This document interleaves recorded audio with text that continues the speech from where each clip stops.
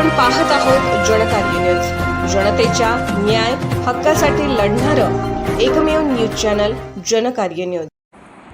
ओबीसींची जातनिहाय जनगणना करा। कोल्हापुरात जिल्हाधिकाऱ्यांना निवेदन। केंद्र सरकारने आगामी जनगणनेमध्ये ओबीसींसाठी स्वतंत्र रकाना न ठेवल्याने समाजात तीव्र असंतोष पसरला आहे। या पार्श्वभूमीवर ओबीसी बहुजन आघाडीच्या वतीने जिल्हाधिकारी कार्यालयावर निदर्शने करण्यात आली असून प्रगणकांनी ओबीसींच्या वैयक्तिक हरकती स्वीकाराव्यात अशी मागणी निवेदनाद्वारे करण्यात आली आहे। जिल्हाधिकाऱ्यांच्या वतीने तहसीलदार नम्रता चौगले नाईक यांनी निवेदन स्वीकारले।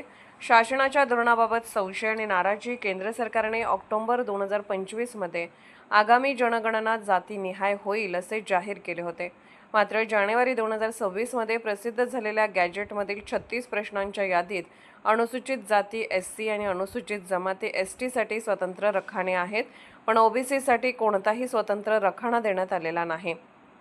यामुळे शासनाच्या धोरणाबाबत ओबीसी समाजात संशयाचे वातावरण निर्माण झाले आहे।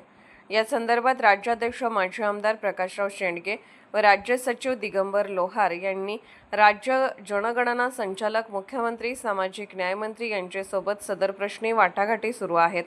निवेदनातील प्रमुख मागण्या: फेब्रुवारी 2027 मध्ये होणाऱ्या जनगणनेच्या दुसऱ्या टप्प्यात ओबीसींची गणना होईल असे आश्वासन केंद्रीय जनगणना आयोगाच्या अध्यक्षांनी दिले असले तरी याबाबतचा अधिकृत शासन आदेश अद्याप निघालेला नाही। यामुळे आघाडीने खालील मागण्या केल्या आहेत। सध्या सुरू असलेल्या जनगणनेमध्ये जातीचा कॉलम नसल्याने ओबीसी बांधवांनी दिलेल्या वैयक्तिक तक्रारी प्रगणकांनी स्वाक्षरी करून स्वीकाराव्यात।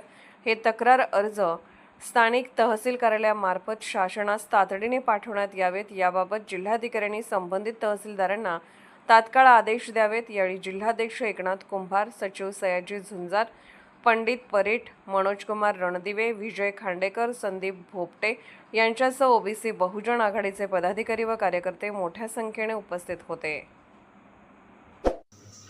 जनकार्य न्यूजला लाईक करा, शेअर करा आणि सबस्क्राईब करा।